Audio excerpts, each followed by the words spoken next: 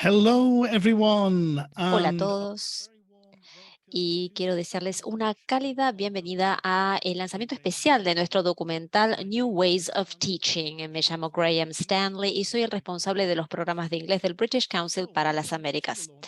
Bienvenidos al lanzamiento del documental New Ways of Teaching del British Council para las Américas. Dura 30 minutos y ha sido realizado para mostrar parte de nuestro trabajo en los programas de inglés en la región.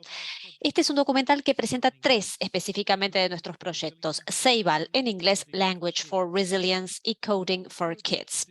Sin más preámbulo, tengo el placer de presentar a los ponentes de hoy que hablarán un poquitito más acerca de estos proyectos y algunos de los otros trabajos que nosotros realizamos. Nuestro primer panelista, nuestra primera panelista es Laura Barragán Montaña. Laura en este momento es directora de Education Society en el British Council de Colombia. Él tiene un máster en educación y también tiene otros títulos en historia de Bogotá. Entonces, ella también fue consejera de sobre la paz y también en lo que es educación secundaria y elemental. Ha trabajado como profesora de bachillerato, de secundario y de pregrado, ha sido directora general de la Fundación Huellas Históricas, Historical Footprints, y ha trabajado como consultora para ONGs como Fundación Compartir, Empresarios por la Educación y Facing History and Ourselves. Bienvenida, Laura. Bienvenido, gracias. Buen día, Graham. Un gusto estar aquí. Nuestro segundo panelista es el director de país del British Council para Argentina, Robert Chatfield. Robert nació en el Reino Unido y ha trabajado como docente y también como formador de docentes en países tales como Polonia, India, España y Argentina. Tiene un diploma de posgrado en enseñanza de inglés para adultos y tras pasar al ámbito de la gestión obtuvo un MBA, una licenciatura de administración de la Universidad de Bath. Después de trabajar en el sector de salud del Reino Unido, dirigiendo una empresa que ofrecía servicios para pacientes discapacitados, Rob regresó a Argentina y se unió al British Council en 2016, haciéndose responsable del centro de enseñanza a distancia en Buenos Aires que ofrece clases de inglés a más de 30.000 niños uruguayos todos los días. Rob ahora es el director de país para Argentina y líder de enseñanza remota para las Américas. Bienvenido, Robert. Por último, y no menos importante, me gustaría presentarles a Liliana Sánchez. Liliana Sánchez es la líder de programa del Centro de Enseñanza Remota del British Council Argentina con un enfoque en el Plan Ceibal Uruguay. Liliana ha trabajado en gestión educativa, diseño de cursos y materiales, estandarización de evaluaciones y criterios, validación de programas de formación, asesoramiento y coaching de profesionales de English Language Teaching, enseñanza de la lengua inglesa, provisión de soluciones académicas y servicios académicos a medida. Ha sido evaluadora del módulo 2 del Cambridge English Language Assessment Delta. También tiene un máster en TESOL de la Universidad de Canterbury Christchurch en el Reino Unido y sus principales intereses son la formación de profesores, la gestión y el liderazgo. TESOL es la enseñanza de inglés a personas no anglófonas. Entonces, antes de ver el primer clip del documental, me gustaría plantearles una pregunta a mis panelistas, que quizás también nuestro público pueda responder en el chat Zoom. ¿Qué les viene a la mente cuando oyen el término nuevas formas de enseñar, new ways of teaching? Laura, ¿querrías responder a esta pregunta primero? Sí, encantada.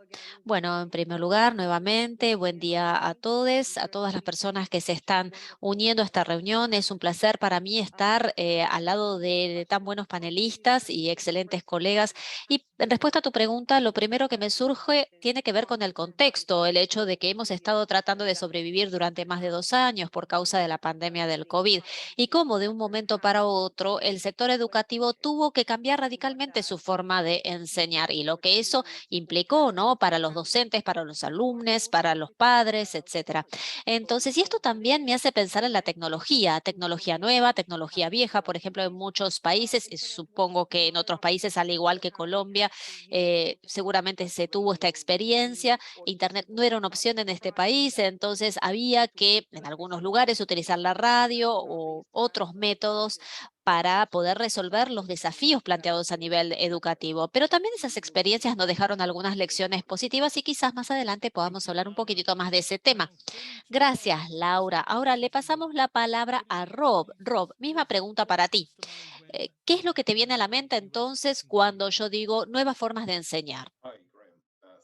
Hola, Graham, gracias. Hola a todos los que están mirando en las Américas. Bueno, para mí me vienen a la mente una serie de cosas en realidad. En primer lugar, lo que ha sido realmente emocionante con respecto a lo que sucedió en la pandemia, bueno, una experiencia realmente horrible, ¿no? La que vimos con un impacto muy grande. Pero también la pandemia lo que hizo fue obligarnos a innovar en los sistemas educativos, en las escuelas, y no solamente desde la perspectiva de la enseñanza así, sino que los docentes tuvieron que encontrar nuevas formas de enseñar y los alumnos nuevas formas de aprender. Hubo que encontrar un cambio a nivel educativo. Esto lo que conllevó es una revolución enorme a nivel digital, pero bueno, en un punto durante de la pandemia había 1.000 millones de niños que habían quedado fuera del sistema educativo. Entonces, bueno, la idea es en este momento recuperarse, ¿no? En términos de los sistemas educativos.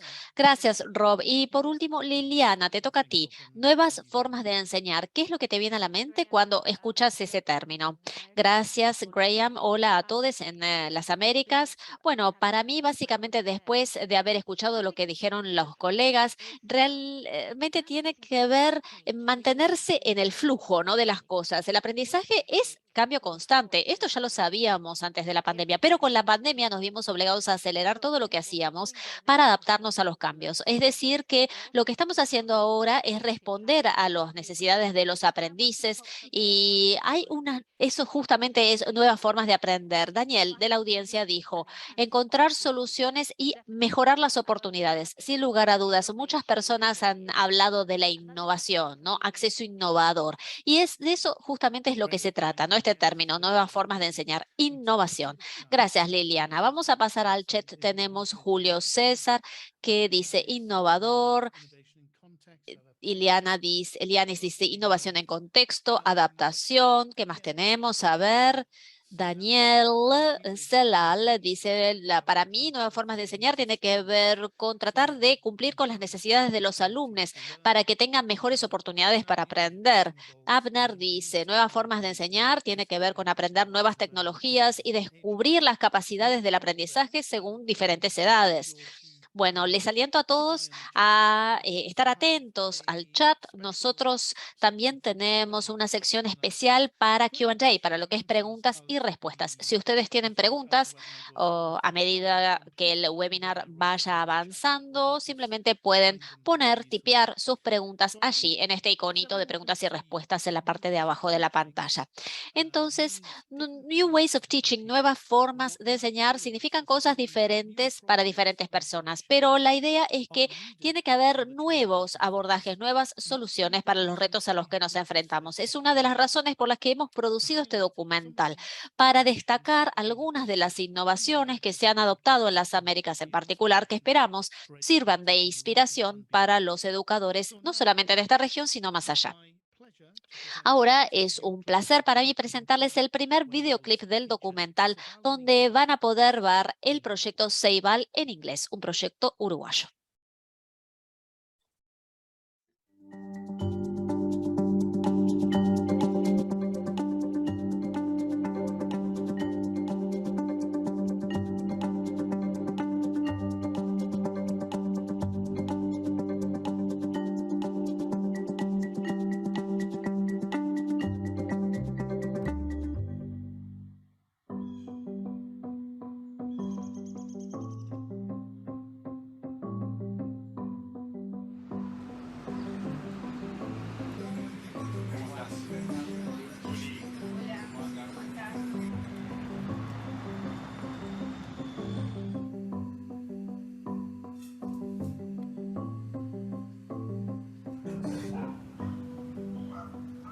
En el Uruguay, en el año 2007, se vota una ley de educación que indica que los niños a partir de cuarto año de primaria tienen el derecho de aprender una lengua extranjera. A través de distintas salas docentes, o sea, de reuniones de docentes en todo el país, se decide que esa lengua extranjera es el inglés. Bueno, mi nombre es Emma, mi nacionalidad es uruguaya y soy de Salto. Hello, how are you? My name is Emma. What's your name? Mi nombre es Florencia Ramos, tengo 28 años, soy de Lanús, zona sur de Buenos Aires, y soy la gerenta de calidad y desarrollo profesional en British Council Argentina. También soy profesora remota de inglés. Como maestro llevo ya unos 22 años de trabajo más o menos. Me sentí siempre motivado por los maestros que tuve desde niño. Cuando llegó la oportunidad opté por la docencia. Soy maestro de Ceibal en inglés.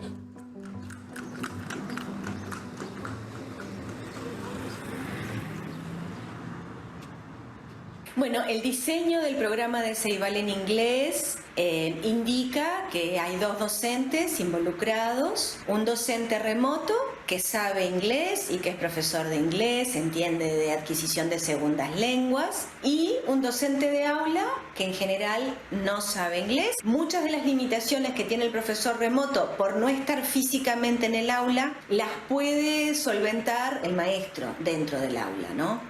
Ceibal en inglés es un programa que busca formar a los niños en el uso de la lengua extranjera inglesa y también busca otorgar oportunidades de acceso y de uso y competencias de las tecnologías como plataformas, y tenemos el material digital basado en este plan de clase, y después lo que hacemos es adaptarlo a la necesidad de cada grupo. El paso siguiente es utilizar el sistema de videoconferencias que tenemos en nuestro centro remoto de enseñanza, y bueno, comienza el show, comienza la magia, comienza la clase.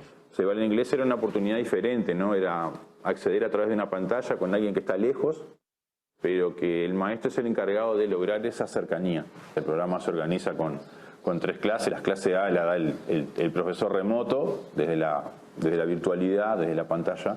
Y después las clases B y C la da el maestro, que son como un complemento de lo que hizo el teacher remoto. Luego que el teacher remoto dio su clase y enseñó el inglés, los maestros solamente tenemos que reafirmar un poco eso, pero a su vez también trabajar pronunciación y bueno, todo eso. Bueno, para mí son divertidas, aprendo mucho más de lo que hago con Florencia.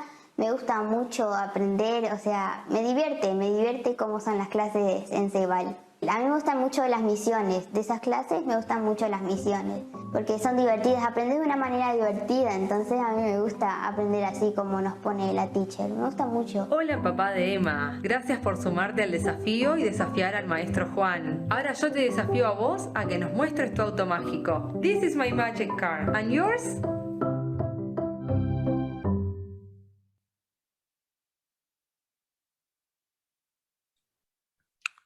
Thank you. That was the first video clip from our documentary New Ways of Gracias. Teaching. Este fue el primer video de nuestro documental New Ways of Teaching. Es un documental que dura 30 minutos. En breve vamos a estar compartiéndoles el link al documental.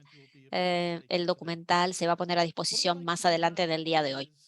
Ahora lo que me gustaría hacer es llamar a Liliana Sánchez. Liliana Sánchez es la responsable de programas del British Council en Uruguay y es la líder en materia del Ceibal en inglés, el proyecto Ceibal en inglés. Liliana, has estado trabajando muy de cerca con Ceibal con respecto a la enseñanza remota de las niñas ahí en Uruguay. ¿Cuáles son los aspectos más innovadores de este proyecto? ¿Podrías contarnos?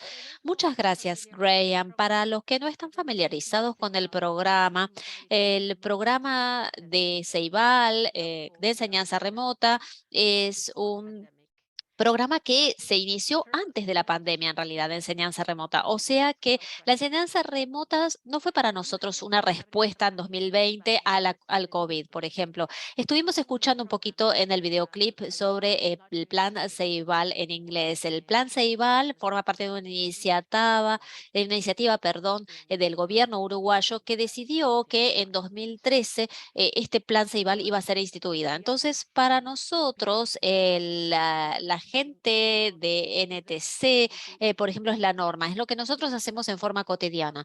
Pero gracias o por causa de la pandemia, nosotros tuvimos que adaptarnos a la emergencia que se plantó. Entonces, ahora estamos utilizando las lecciones aprendidas para seguir mejorando, para seguir innovando.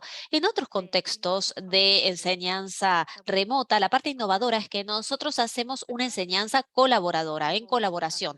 Este hecho de colaboración, como vimos en el video, tiene 2 elementos clave: el docente remoto y el docente presencial. Juntos llevan a cabo la clase. Entonces, con respecto a tu pregunta, ¿cuáles son los aspectos más innovadores según mi experiencia trabajando en el RTC, en el RTC? El concepto de clase, de aula, ha cambiado y nosotros lo hemos cambiado considerablemente. Realmente pasa por pensar fuera de la caja, ¿no? Eso es lo que hizo para nosotros la enseñanza remota. Nosotros brindamos oportunidades iguales a los aprendices porque nosotros podemos llegar a alumnos que de otra manera no podrían tener tantas oportunidades de aprender y gracias a la virtualidad lo pueden hacer. Y el servicio de enseñanza que nosotros brindamos desde el Centro de Enseñanza Remota, el RTC de Argentina, es de altísima calidad. Esto me lleva a otro aspecto innovador clave del programa y tiene que ver con la formación docente. Desde el inicio del programa, el British Council Argentina ha tratado de hacer que los docentes docentes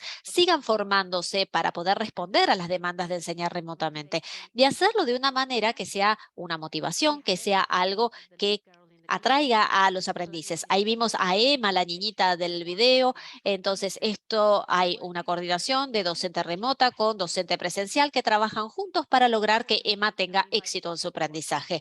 Y bueno, realmente los aliento a que miren el documental porque ustedes van a escuchar cómo Emma tiene unos sueños increíbles para su vida y probablemente gracias a la enseñanza remota que está recibiendo va a lograr esos sueños. Realmente es muy alentador escuchar a las niñas hablar acerca de cómo el inglés les abrió puertas, les abrió posibilidades, les va a abrir posibilidades. Entonces, bueno, eso es lo que yo pienso, ¿no? Creo que eso es lo que es innovador con respecto a nuestro programa. Gracias, Liliana. Mencionaste la formación docente, ¿no? Entonces, quizás te puedo hacer una pregunta de seguimiento, digamos. ¿Qué tipo de aptitudes necesitan tener los docentes remotos que son diferentes de las aptitudes requeridas en el caso de un docente presencial? Yo sé que podés hablar mucho acerca de este tema, pero brevemente, ¿no? ¿Cuáles son las cosas que necesitan los docentes remotos para poder formarse, para poder cumplir con sus tareas? Bueno, en primer lugar, ha habido mucho debate con respecto a las aptitudes transferibles del aula tradicional a la enseñanza remota, ¿verdad? Y creo que eso en términos del desarrollo profesional, por ejemplo, el Centro de Capacitación Remota de Argentina, RTC en Argentina, sigue concentrándose en esos ámbitos. Por ejemplo, esto de transmitir correctamente los significados, especialmente, ¿no? Pero en particular, nosotros tenemos una serie de aptitudes que para nosotros son claves para la enseñanza remota. Por ejemplo, la gestión de un aula a distancia. Aquí tenemos algo muy importante en nuestro programa. Hay una docente en Argentina que no nos, o que nos, tenemos una docente argentina que habla inglés, el docente uruguayo que no necesariamente habla inglés y los niños, ¿no? Que están en el aula y que siguen las lecciones o las clases a través de un sistema de videoconferencia, algo innovador de por sí. Las aptitudes que requiere el docente es tener la idea de la colaboración, ¿no es cierto? La enseñanza en colaboración, la telepresencia también. Hay gente que dice, bueno, cualquier persona puede prender una cámara y enseñar, piensa la gente, ¿no? Y eso es lo que han intentado hacer muchos durante la pandemia, pero ahora sabemos que no es así.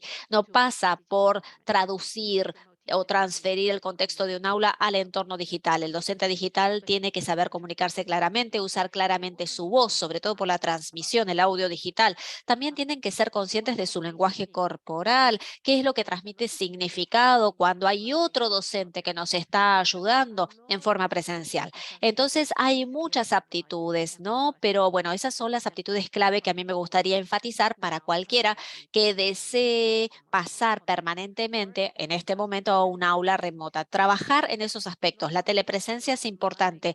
No es algo que tenga que ver con, bueno, simplemente sonreír.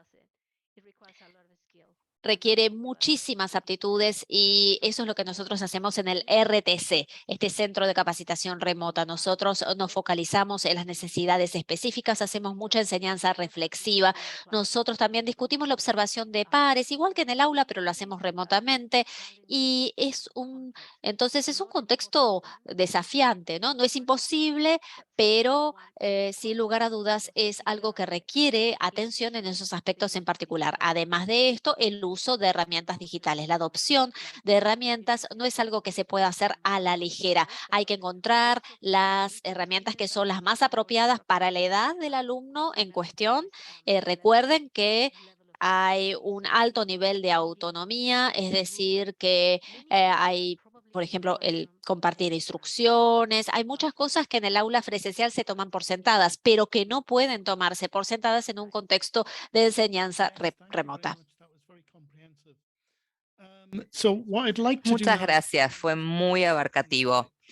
Vamos a ver el segundo videoclip del documental, donde van a ver el programa Language for Resilience, lenguaje para la resiliencia.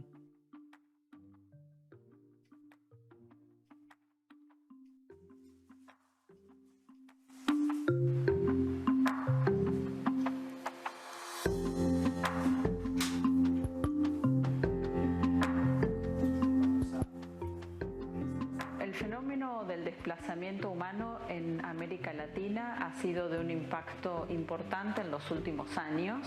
El programa Lenguas para la Resiliencia nace para dar una respuesta concreta a las personas refugiadas no hispanohablantes con el fin de brindar clases de español de manera remota y por videoconferencia. Mi nombre es Johan Duarte y soy colombiano. Mi nombre es Jackson, mi apellido es Jean y yo soy de Haití. Para ingresar en Argentina no tenía una visa, tuve que primero hacer una escala en Panamá, otro en Uruguay y después viajar por Brasil y después tomar un colectivo y ingresar en el territorio argentino, especialmente en Buenos Aires. Llegué al British Council a través de una convocatoria que hicieron en internet en donde buscaban profesores. Fuimos construyendo un syllabus más o menos de 3 niveles en los que el estudiante que accediera pudiera tener las herramientas básicas para insertarse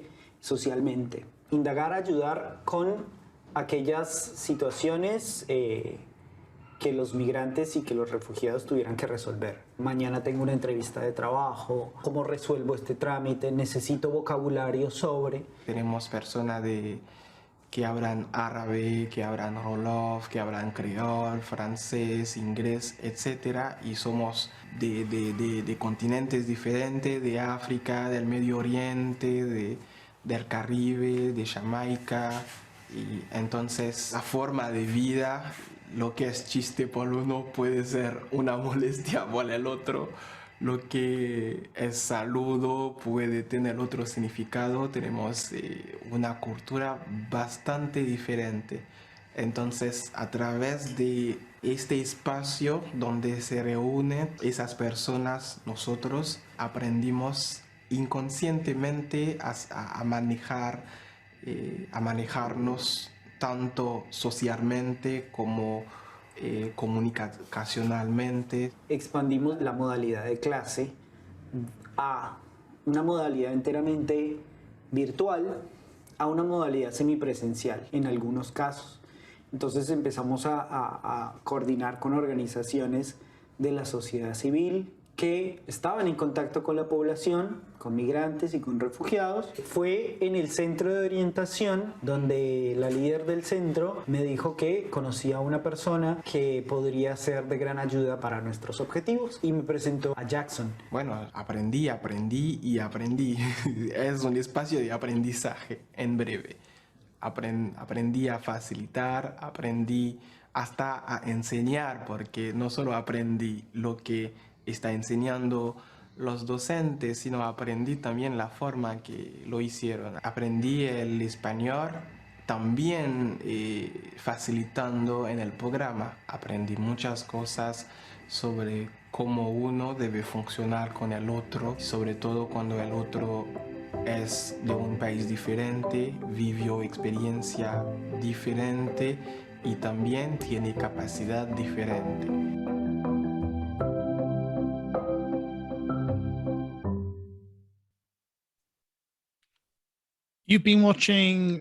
Han estado viendo el segundo clip de nuestro documental, Nuevas Formas de Enseñar, que presenta el lenguaje para un programa de resiliencia, el lenguaje para resiliencia. Robert Chetfield, el director de British Council en Argentina, ¿podría contarnos cuáles son los mayores logros de este programa? Muchas gracias, Graham.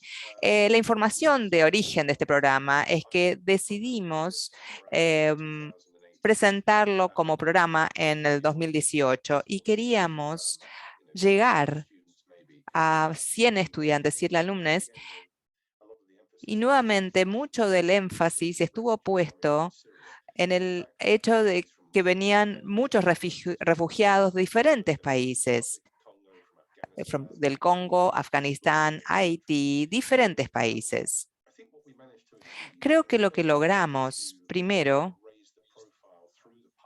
mejorar el perfil a través del piloto, obteniendo la Comisión de Refugiados de la ONU, y esto nos permitió expandir el programa para alcanzar a 300 refugiados, pero fundamentalmente lo que alcanzamos fueron comunidades de refugiados que pudieron desarrollar su conocimiento del español, interactuar con otros, brindar soporte unos a otros y, por supuesto, y funcionar mejor en la sociedad argentina. Y creo que escucharon a Jackson de Haití y otras personas con las que trabajamos que pudieron obtener trabajos gracias al trabajo que hicimos con la adquisición del español. Para nosotros es un logro excelente, fantástico. Muchas gracias, Rob. Como pregunta de seguimiento, estoy seguro que hay muchas personas que están escuchando y que se preguntan por qué el Consejo Británico, el British Council, está haciendo un proyecto que está promoviendo la enseñanza del español. ¿Podrías, por favor, contarnos de qué se trata? ¿Por qué? Sí, por supuesto, es inusual, es verdad, pero creo que el objetivo, bueno, este programa comenzó antes de la pandemia, cuando estábamos hablando con migraciones en Argentina y básicamente teníamos las habilidades técnicas para desarrollar el programa, la enseñanza remota para personas que estaban en diferentes lugares o para alumnos que estaban de manera presencial. Todos están haciendo ahora enseñanza remota, pero en ese momento teníamos las habilidades logísticas y operativas para hacerlo y podíamos implementarnos rápidamente para llevar todos nuestro acervo como del proyecto de Save al Inglés para ponerlo al servicio de este proyecto. Y esto poder pasarlo a otras personas, por ejemplo, a la Universidad de Argentina para otros programas. Una pregunta final antes de pasar al último clip. Este programa es un ejemplo más de diversidad de actividades en Buenos Aires, Argentina. ¿Podrías hablar más sobre los otros proyectos que están desarrollándose con respecto a la enseñanza remota, etcétera? Sí, hicimos diferentes proyectos de enseñanza en 2016, en capacitación de docentes iraquíes de lugares del norte de Bagdad que no podían acceder, por ejemplo, a la capacitación docente en diferentes lugares de Irak. Hicimos capacitación docente, una semana a profesores universitarios de Cuba, a docentes en Kazajstán, en Birmania. También enseñamos en un grupo multilingüe de trabajadores del petróleo en Irak, como ejemplo, en estudiantes de negocios en todas las Américas, o para alumnos que van a tomar el examen de Cambridge. Entonces, una variedad, y me da mucho placer poder compartir las habilidades que hemos obtenido a través, hay cientos de docentes y en el Centro de Enseñanza Remota que nos permitió que cuando vino la pandemia, esto fue útil, muy útil, no solamente para ellos, sino para el sistema educativo en el que trabajan. Es un lugar del cual estamos muy orgullosos y hay muchos diferentes proyectos que realmente fueron innovadores. Realmente es un conjunto muy diverso de proyectos en el que han estado involucrados. Quisiera ahora,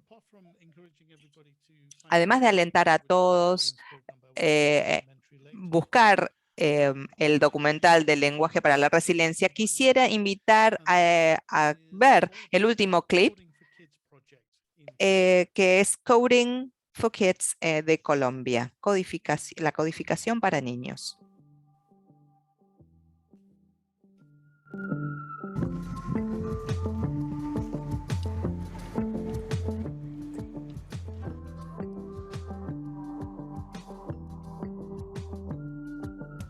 Estamos obviamente viviendo una cuarta revolución industrial y necesitamos a todas las personas, a todos los colombianos, sin importar la edad, sin importar dónde se ubican, sin importar su experiencia educativa anterior, que tengan las habilidades requeridas. Mi nombre es Paola Maldonado González, y soy colombiana y soy docente de la IED San Juan Bosco en Tecnología Informática. Soy Omaira Janet Pineda Pulido, nacionalidad colombiana, nací en Bogotá, soy docente de la Secretaría de Educación y también soy mentora del proyecto Coding for Kids del British Council. A través del Ministerio TIC, del Ministerio de Tecnologías de la Información y las Comunicaciones, decidimos implementar este proyecto porque tenemos como meta trabajar en la disminución de la brecha de talento humano con habilidades digitales. Bueno, el programa Coding for Kids es un programa que busca capacitar docentes, principalmente del sector oficial, en el desarrollo de pensamiento computacional para que ellos multipliquen esos saberes con los niños. La mayoría de herramientas utilizadas fueron tecnológicas, clases por Zoom.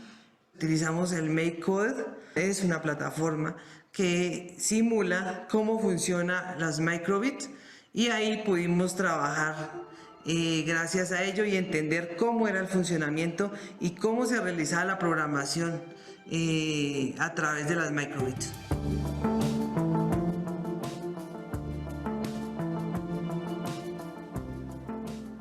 Mi primera experiencia como mentora del proyecto fue un poco estresante, principalmente por la parte tecnológica, porque pues el proyecto tenía que usar la herramienta de Zoom. Mi primera experiencia en la clase de esta capacitación fue novedosa, ya que fue virtual. Era bien importante que de la primera clase pudiéramos vincularlos a ellos en estos temas y demostrarles de alguna manera que no es tan complicado como se piensa, ¿no?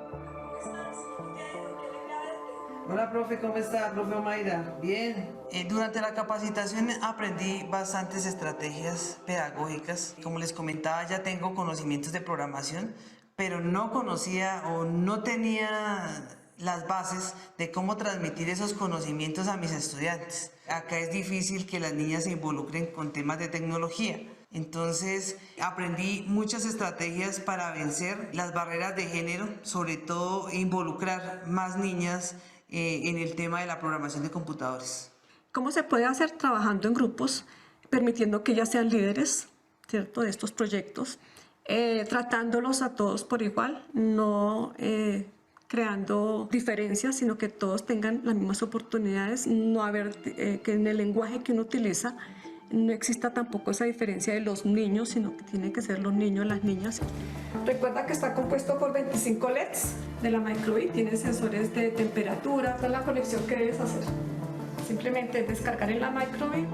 La programación es una de las cosas que los estudiantes en todos los colegios del país deben aprender, ya que ella permite no solo el acceso a la tecnología, sino el mejoramiento de las tecnologías, que es lo que mueve el mundo. Es importante que las niñas y los niños empiecen a apreciar este tipo de carreras porque como que de pequeños se les inculca que la matemática es difícil. Tuve muchos retos durante mi capacitación, entre ellos volverme más disciplinada, ya que la formación virtual pues no es uno de mis fuertes. Sé que se requiere mucha disciplina y mucha autorregulación en el aprendizaje. Otro reto es enfrentarse uno a los profes que tienen baja conectividad, ¿cierto? Es un reto bastante grande. No todos los profes tienen buena conectividad porque muchos de ellos viven y trabajan en zonas rurales. Ventajas de la educación remota: la disciplina, lograr autorregular el aprendizaje, el entender que no necesariamente debe existir una persona para transmitir el aprendizaje, sino que nosotros autónomamente podemos aprender leyendo y obteniendo información de diferentes fuentes.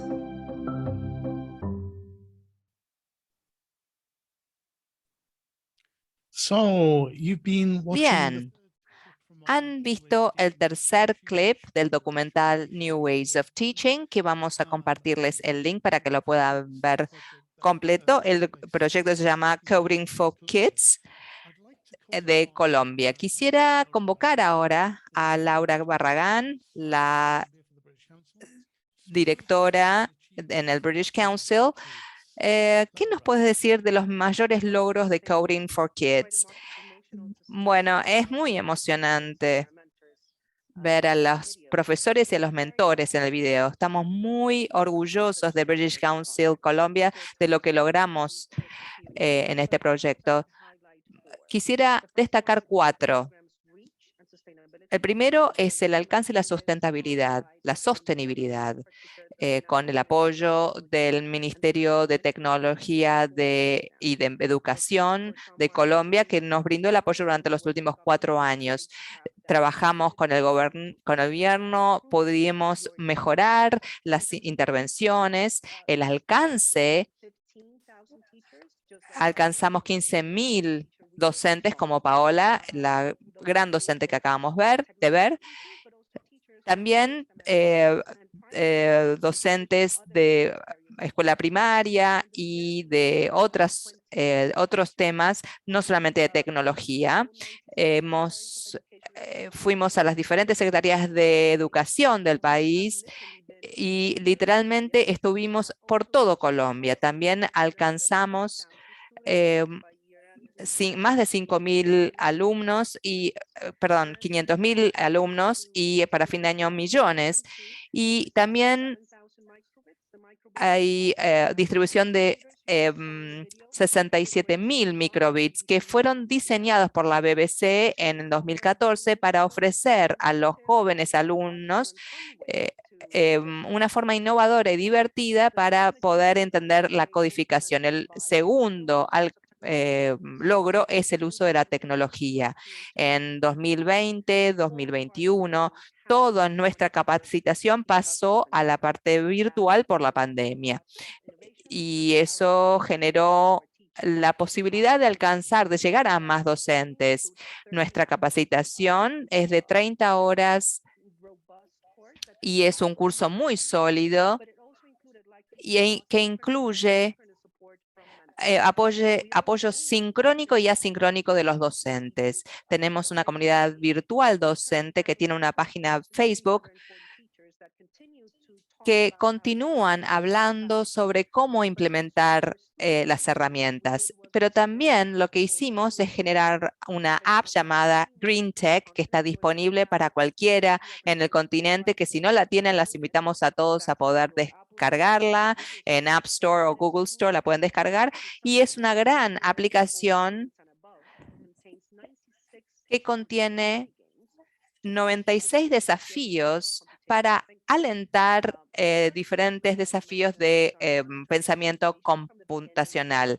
Hay monitoreo y evaluación constantemente desde universidades prestigiosas de Colombia, porque queríamos asegurando que no sea solamente alcanzar a diferentes docentes y estudiantes, sino la calidad de los aprendizajes. Hay evaluaciones muy abarcativas, han habido mejoras estadísticas con conocimiento tecnológico y hemos implementado durante muchos años.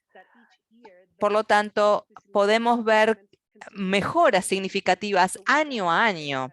Así que estamos mejorando cada año. Estamos haciendo observaciones de las clases para poder no solo mejorar la capacitación docente, sino también ver cómo ha transformado las prácticas y desde la participación de los alumnos ha mejorado y el andamiaje de la currícula también ha sido mejorado. El último logro que quisiera mencionar es la perspectiva de género que ya escuchamos en el video. Desde el comienzo, un gran interés fue asegurarnos que las niñas fueran involucradas en lo que estuviéramos haciendo en Coding for Kids. No solamente ellas, sino maestras el 63% son docentes mujeres y la ganancia en contenido tecnológico es mayor en las docentes mujeres. También vimos mejoras en la metodología y cómo el mejorar el uso de tecnología en la clase, ya sea a través de la observación de estas herramientas, que podemos decir que evolucionó en la práctica en clase. Y lo que también es muy interesante como evidencia es que 53% de los desafíos fueron jugados por las niñas, así que estamos muy felices con los resultados y continuamos enfatizando la perspectiva de género cuando hablemos de codificación, STEM, TIC o pensamiento computacional. Entonces, alcance, uso de tecnología, monitoreo y evaluación y perspectiva de género. Esas cantidades de docentes y de alumnos, de 1 millón de alumnos y 20.000 docentes que podrían estar beneficiados, ¿no?, por el proyecto Coding for Kids, es algo que realmente llama muchísimo la atención, ¿no? Es impresionante, me parece muy positivo. Tengo una pregunta para ti, Laura, con respecto a una de las cosas que nosotros oímos, que se oyen en realidad que aparecen en el documental, que tiene que ver con el pensamiento computacional. El pensamiento computacional, ¿nos explicas un poquitito de qué se trata? Porque no necesariamente implica el uso de computadores, no. Gracias por tu pregunta, porque a menudo se ha transformado como una palabra que resuena mucho, pero en realidad la gente no entiende mucho de qué se trata. En vez de tratar de crear una nueva definición específica, lo que nosotros utilizamos es la definición de Janet Wings de 2010, en donde ella explica que el pensamiento computacional es el proceso de pensamiento involucrado en formular problemas y sus soluciones, de forma tal que esas soluciones estén representadas de una forma que puedan ser realizadas por un agente de procesamiento de información. O sea, es entender cómo hablan las computadoras, cómo están diseñadas las computadoras. Esto incluye, por ejemplo, muchas subcompetencias que son importantes para la vida en realidad, no solamente al momento de programar o generar código. Por ejemplo, subcompetencias como reconocimiento de patrones, abstracción, pensamiento algorítmico, debugging. Entonces, no solamente pasa por aprender a hablar en código o generar código, sino más que nada desarrollar aptitudes de pensamiento crítico involucrados en cómo están armadas, cómo piensan las computadoras, ¿no? Es muy importante, no solamente para el sector educativo colombiano, sino también los sectores educativos de todos los países. Se ha demostrado en la evaluación PISA de este año, por ejemplo, ahí en la evaluación PISA hay un componente de pensamiento computacional en los exámenes de matemática. O sea que es muy importante entender que la creación de código es una manifestación de que también funcionan nuestras aptitudes de pensamiento computacional. Muchas gracias, Laura. Y gracias a ti y también gracias a Liliana y a Rob por haber respondido a las preguntas. Ahora es el momento de abrir a las preguntas del público. Hemos recibido algunas preguntas.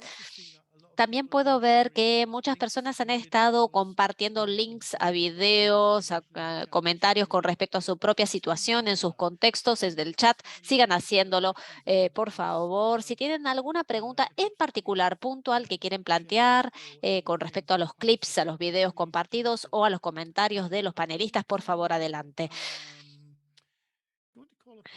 Voy a llamar ahora, voy a fijarme en una pregunta que fue planteada por José Zapata, a cualquiera de los panelistas que desee responderla. José dice lo siguiente. Tiene que ver con la lucha con respecto a alentar a los alumnos a que prendan su cámara cuando se les está enseñando. Entonces, esta idea del aprendizaje y la enseñanza online y lograr que los alumnos enciendan sus cámaras, porque la mayoría de los alumnos no lo hacen y puede ser un problema para el docente a lo largo de la clase. Entonces, los panelistas, ¿alguna sugerencia con respecto a cómo alentar eso? Graham, quizás yo sea mi turno para responder, sí. Una cosa me gustaría acentuar o enfatizar con respecto a nuestro programa de enseñanza remota con el plan Ceibal. Hay un docente presencial del otro lado. No tenemos ese problema entonces. Cuando todo el mundo tuvo que quedarse en su casa y enseñar desde la casa durante la pandemia, sí se plantearon estas circunstancias. Y esto en realidad tiene que ver con cómo se gestiona el aula, ¿no? Cómo se organiza la clase de forma tal de que uno pueda llamar a los alumnos, poder engancharlos. Puede ser tan simple como establecer como una regla durante la clase que esto tiene que ser así cuando hablamos de niñitos, ¿no? Pero cuando hablamos de alumnos más grandes, en realidad tiene que ver con el nivel de compromiso, ¿no? Que va logrando ese docente remoto. Eso es algo que se tiene que planificar dentro del plan de clase, ¿no? Es algo que se tiene que anticipar como un problema potencial y la solución tiene que estar pensada. Una de esas soluciones es qué tipo de interacción esperamos de parte de los alumnos durante la clase. Por eso yo me refiero a la transferencia de las aptitudes del aula tradicional al aula virtual, ¿no? No es lo mismo. En un aula tradicional, bueno, el aprendiz puede ser que se distraiga un poquitito, pero si el alumno no está prendiendo la cámara, ¿por qué es? ¿Es porque está distraído? ¿Es porque realmente no está prestando atención? Una consideración entonces, ¿no? Esta. En segundo lugar, el nivel de interacción que nosotros queremos promover dentro de la clase. ¿Qué herramientas digitales estamos usando? ¿Se están haciendo breakout rooms, de esa función de breakout rooms de Zoom o no? Puede ser muy cansador estar prestando atención al docente si es una clase prescriptiva, 45 minutos del docente pontificando, ¿no? Entonces, obviamente yo no tengo una solución fácil, hay muchos aspectos que entran en juego, pero todo se reduce a una buena gestión y planificación de clases, en mi opinión. Gracias, Liliana, excelente. También me gustaría pedirle a Laura que intervenga. En Colombia hay un proyecto que se llama English Without Borders, Inglés sin Fronteras. Es una extensión de la enseñanza de inglés realizada por docentes que se realizan los alumnos en su casa. Laura, no sé si querrías señalar algo con respecto a eso, con referencia a la pregunta que se planteó recién. Gracias, Graham. Sí, de hecho, esto es algo con lo que hemos tenido muchas dificultades en nuestro programa Inglés sin Fronteras, pero también en Coding for Kids, ¿no? Con respecto a que los docentes también enciendan su cámara. Entonces, bueno, como estaba diciendo Laura, ¿no? ¿Qué tipo de interacciones estamos alentando como docente, como mentor? En segundo lugar, tenemos que aceptar que en muchos casos los chicos no están enseñando sus cámaras por problemas de conectividad. Por eso hay que ser creativo de forma tal de tener un enganche a través del chat, ¿no? En English Without Borders nos dimos cuenta de que si bien era difícil tener participación cara a cara por la parte de la cámara que no se podía encender, por otro lado, la ventaja de esto es que la gente podía poner en práctica sus aptitudes de escritura a través del chat. También puede haber como truquitos pedagógicos, ¿no? Estímulos como, por ejemplo, muestren cómo es el microbit, por ejemplo, como lo vimos en el documental, muestren sus resultados, chicos, adelante. Y otra cosa que puede ser clave para muchos docentes es que podría haber un poquito de vergüenza, ¿no? De parte del niño con respecto a encender su cámara, sobre todo para los que están en situación vulnerable, no quieren compartir el entorno donde se encuentran. Puede ser que haya otros miembros de la familia circulando por allí. Una solución fácil es ayudarles a los niños a utilizar estos telones de fondo digitales y que se diviertan con esas características en Zoom para que no se sientan tan autoconscientes del contexto donde se encuentren. Entonces hay truquitos, ¿no? Pero creo que el objetivo primordial, la forma primordial de abordar este desafío es a través de la metodología y cómo los docentes abordan la sala de clases. Excelente, muy bien puntualizado, Laura, muy interesante. Voy a pedirle a Rob ahora que intervenga. Rob, vos respondiste una pregunta planteada por Gregorio en el chat.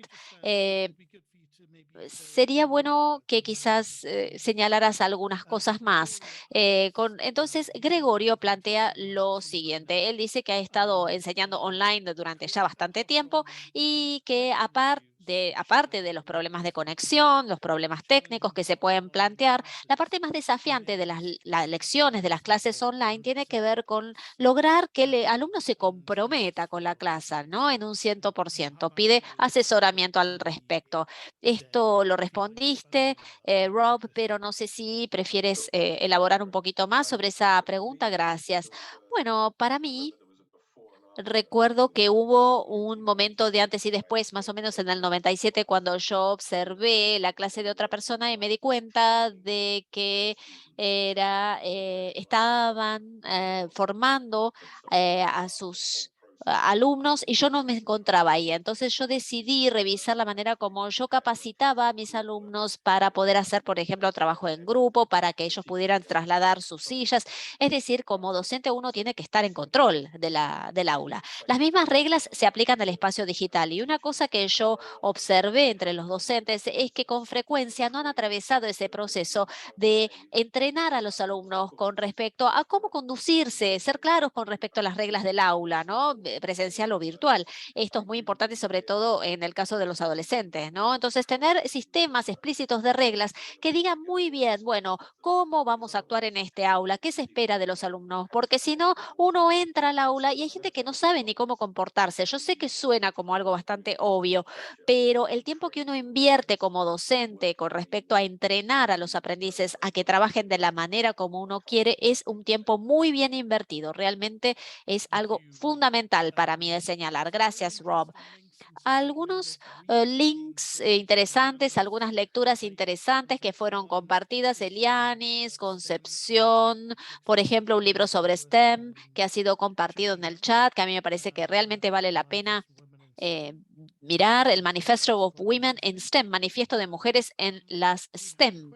Muy interesante. Tenemos una pregunta de parte de Patricia Evelyn Rounds. Tiene que ver con las observaciones de aula o las observaciones de clase más bien.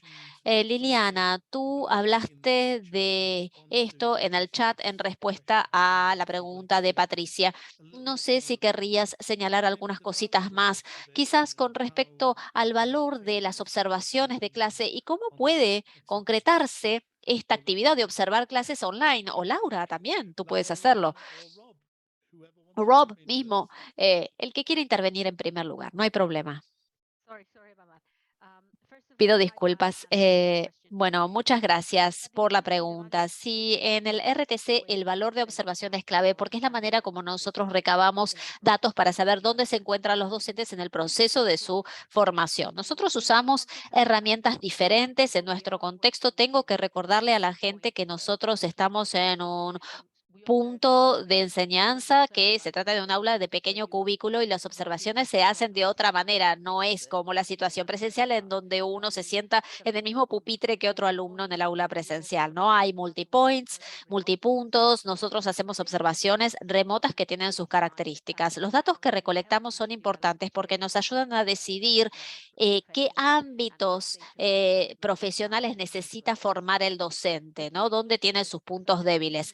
La herramienta, bueno, hay diferentes herramientas, pero la herramienta que nosotros usamos a nivel interno incluyen cosas como, por ejemplo, el uso de materiales y diferentes herramientas digitales, cómo ellos dominan esas herramientas digitales para abordar estas cuestiones del aprendizaje. Ahora quiero señalar algo súper importante a la hora de hacer estas observaciones. Cuando un docente utiliza una herramienta, tiene que prestarle tanta atención a los alumnos que están con la cámara. Es un aula, bueno, que en el contexto del aula, tenemos el aula por un lado, tenemos la herramienta por otro lado que está siendo utilizada, que los alumnos tienen que ver y después está el docente de clase. O sea que hay diferentes elementos que el docente tiene que manejar al mismo tiempo. Patricia, bueno, yo te voy a enviar algunas ideas porque ya conozco tu dirección de mail, pero también puedo compartir algo con la audiencia. Básicamente, entender el contexto, diseñar una herramienta que sea apropiada a ese contexto, en este caso la enseñanza remota, pensar fuera de la caja porque el contexto no es el mismo. Gracias. Liliana. Laura. Tengo una pregunta para ti con respecto a Coding for Kids, este programa, y sobre la educación en ciencias STEM en general, que se ha adquirido una importancia creciente en países de las Américas. ¿Por qué te parece? ¿Cuál es la principal razón de este fenómeno? Qué buena pregunta. Como dije antes, el STEM, la creación del coding, el pensamiento computacional, se han transformado en palabras de moda, ¿no? En este momento. Y creo que hay razones importantes por las cuales reciben tanta atención del parte del sector educativo, pero también del sector de informática. Me gustaría decir que, por ejemplo, una de las primeras razones tiene que ver una perspectiva macroeconómica. Por ejemplo, lo vimos en uno de los videos, ¿no? La brecha en materia de talento humano que existe. Por ejemplo, tan solo en Colombia hay estudios que demuestran que, por ejemplo, hay 35.000 puestos de trabajo en el sector informático que no están siendo completados, por así decirlo, por talentos colombianos. Están pendientes, ¿no? Según McKinsey y otras compañías, esto podría en el año 2025 llegar a un total de más de 600.000 puestos de trabajo. Entonces, no solamente tenemos que alentar el interés por las STEM, sino también los talentos, digamos, o las aptitudes para poder completar esos puestos de trabajo. Y en este aspecto, en Coding for Kids, también tiene que ver con la experiencia del Reino Unido. Hay que entender que la ciencia computacional, las STEM, son cosas que le sirven a todos, incluso aunque yo no quiera convertirme en ingeniera de sistemas o en programadora o en codificadora. Estas son aptitudes que forman parte de las competencias del siglo XXI. Haciendo pensamiento computacional, estoy alentando otras competencias como el pensamiento crítico, la colaboración, la creatividad. Por ejemplo, en nuestro programa nosotros tenemos docentes primarios que están tomando la formación. No usamos siempre los microbits del principio. Hay a veces actividades que ni siquiera requieren la creación de código, ni siquiera ni tecnologías. Por ejemplo, reconocimiento de patrones. Esto se puede hacer con niños de primaria. Y en este sentido, la currícula de inglés para ciencias de informáticas lanzado en 2014 es un muy buen ejemplo de cómo esto puede transformarse en una actividad determinada por las materias también. Y nosotros utilizamos muchos de los esfuerzos realizados y los progresos realizados en el sistema educativo inglés, por ejemplo, donde tienen, por ejemplo, capacitación de par a par, por ejemplo, en donde desarrollan tecnologías como la del microbit para ayudar en ese proceso.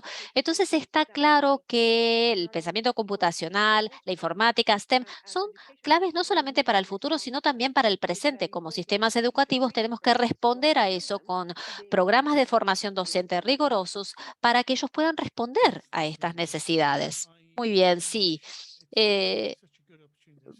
Es una oportunidad tan buena. Me hubiera encantado, por ejemplo, tener esa oportunidad cuando yo era un niñito de primaria y pienso que los beneficios realmente serían increíbles, ¿no? De los beneficios de adquirir este tipo de conocimientos. Le voy a plantear una pregunta a Rob que me acaba de surgir con respecto al programa de resiliencia en lenguas, Language Resilience. Cuando estábamos hablando de esto, ¿no? Rob, tiene que ver con los materiales curriculares para los refugiados, porque cuando los refugiados están aprendiendo una lengua, suele ser muy diferente esta currícula de lo que es una currícula general de aprendizaje de idiomas. Esto es así, ¿no es cierto? Sí, totalmente. Cuando nosotros empezamos a estudiar la currícula en términos de lo que nosotros íbamos a hacer, mucho de eso se hacía interactivamente con los refugiados en sí. Por ejemplo, hacer un análisis de necesidades, ¿no? Con los alumnos, pero al hacer este análisis de necesidades, lo que ellos necesitaban era tener un lenguaje de emergencia, por así decirlo, ¿no? Todo basado en tareas, como por ejemplo, cómo pedir una cita, qué decir cuando uno está haciendo una llamada telefónica, cómo resolver una cuestión con el alquiler, por ejemplo, hacer un trámite, perdón, es decir, cosas de la vida cotidiana, muy prácticas que quizás uno aprendiendo inglés o aprendiendo español, seguramente o quizás no tenga acceso a verlas. Por ejemplo, no figuran estas cosas en los libros de texto tradicionales. Entonces tiene que ver con las áreas funcionales de la lengua que necesitan estas personas para poder integrarse a la sociedad. Y bueno, por ejemplo, si una persona necesita ir al dentista porque tiene una caries, ¿cómo hace, no? Para decírselo. Entonces, nosotros nos focalizamos muchísimo en el lenguaje funcional y a través del análisis y, bueno, para poder avanzar con eso. Muchas gracias, Rob. Una última pregunta para Liliana, que nuevamente me surgió cuando estábamos hablando acerca del tipo de enseñanza remota que ustedes están haciendo con sus proyectos, que tiene que ver con los alumnos presentes en el aula, y ahí es donde sucede la enseñanza. Esto difiere muchísimo de, por ejemplo, la enseñanza remota que sucede en English Without Borders o en otros contextos en donde cada uno está en su casa, inclusive el docente. Entonces, ¿qué te parece que es lo más difícil? ¿Qué es lo que es diferente para el docente, no? Oh, that's a difficult question. I don't think they are easier. They are just very different. In our context, is all the students with the Creo que teacher. es muy difícil, depende del contexto. La gestión de clases facilitada, como se ve en el video, las lecciones, las clases están separadas en ABC. Entonces, lo que se mencionó también por Laura, cómo abordar la gestión de la clase, está en la planificación. La metodología que utilizamos es diferente. Creo, nuevamente, que la clave está en adaptar y seleccionar la metodología más apropiada para el contexto. En Ceibal separamos en ABC, A es remota y BC es en clase. Pero eso es un contexto. Para responder a tu pregunta concretamente, creo que ambas modalidades tienen ventajas y desventajas. Todos los estudiantes, cuando están en la casa, por ejemplo, el problema es precisamente cómo mantener la motivación de los alumnos. En el caso de niños y niñas, en la pandemia, con el cambio y cómo estábamos aprendiendo, los padres tenían que involucrarse también. Y si uno ve, para mencionar, el video fue grabado en la pandemia y se muestra que dice, ¿están listos para ayudar los padres? Porque los padres tomaron el rol de docente de clase y era importante involucrarles. Lo que quiero decir es que si uno tiene que enseñar alumnos o alumnas que están en casa, como en la pandemia, hay que asegurarse tener formas muy claras de gestionar la clase e involucrar a todos. Si son niños, también tienen que involucrar a los padres. Si son adultos, antes de enseñarles, tiene que haber una conversación sobre cómo vamos a conducirnos durante la clase y cuáles son los objetivos que se quieren alcanzar. Más difícil, más fácil que el otro, creo que necesitamos comprender nuevas formas de enseñar para adaptarse al contexto. Necesitamos abordar necesidades particulares para encontrar las soluciones adecuadas para cada contexto. Espero haberte respondido a la pregunta. Sí, maravilloso, Liliana. Creo que nos estamos quedando sin tiempo, así que simplemente quisiera agradecerles a todos nuestros panelistas y a todos ustedes que han tenido el tiempo para unirse a nosotros, para escuchar este documental y para verlos. Esperamos más adelante en el día de hoy o quizás pronto puedan encontrar el momento de ver el documental completo, que va a estar en el link que acabamos de compartir en el chat. Va a estar disponible muy pronto si es que no está ya subido. Ahora quisiera